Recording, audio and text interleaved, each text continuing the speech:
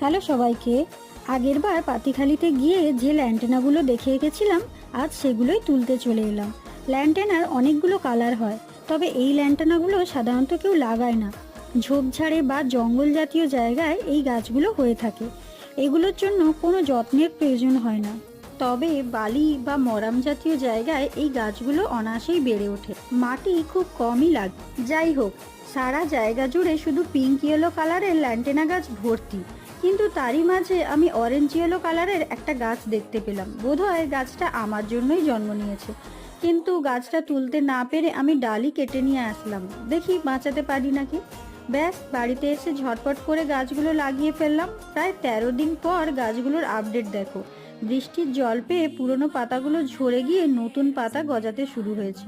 এরকম নিত্য নতুন ভিডিও পেতে আমাকে ফলো করে রাখো।